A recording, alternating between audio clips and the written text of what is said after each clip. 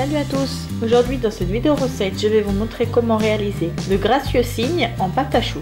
Voici les ingrédients qu'il vous faudra. 100 g saindoux, 100 g d'eau, 190 g d'œufs, 90 g de farine, une pincée de sel et environ 700 g de crème pâtissière. Vous trouverez la recette de la crème pâtissière dans notre chaîne YouTube ou bien encore en visitant notre site internet justecuisine.com. Donc pour la préparation, allez mettre dans une casserole le saindoux, l'eau et le sel. Portez le tout à ébullition et éteignez le feu. Puis ajoutez la farine tout d'un coup et à l'aide d'une cuillère de préférence en bois, mélangez jusqu'à obtenir un compost bien homogène.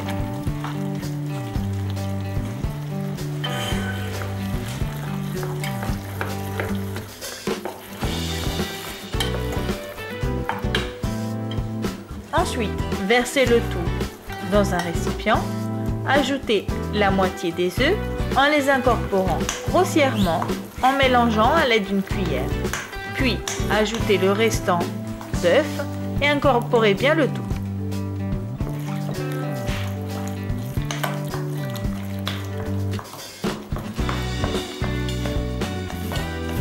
Maintenant, à l'aide d'un batteur électrique, battre le tout jusqu'à obtenir une pâte bien lisse et crémeuse.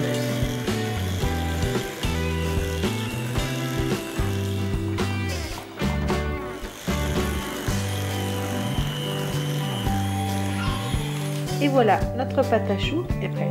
Versez une partie de la pâte à choux dans une poche à douille jetable et coupez la pointe en créant une ouverture de 2 mm de diamètre. Ensuite, sur une plaque de four recouverte de papier sulfurisé, allez réaliser des sortes de points d'interrogation qui nous serviront pour créer le cou et la tête du cygne. Puis, enfournez-les à 180 degrés pendant 10 à 15 minutes jusqu'à ce que le tout devienne bien doré. Vous pouvez aussi utiliser une poche à douille munie d'un bec lisse avec le même diamètre. Ensuite, insérez le restant de la pâte à choux dans une autre poche à douille munie d'un bec à étoile. Puis, allez réaliser le corps du cygne de cette façon. Et enfournez-les à 180 degrés pendant environ 30 minutes. Et voilà, les éléments du cygne sont prêts à être assemblés. Donc, pour cela, à l'aide d'un couteau, coupez en deux horizontalement l'élément qui nous servira pour le corps du cygne en commençant par le côté à pointe.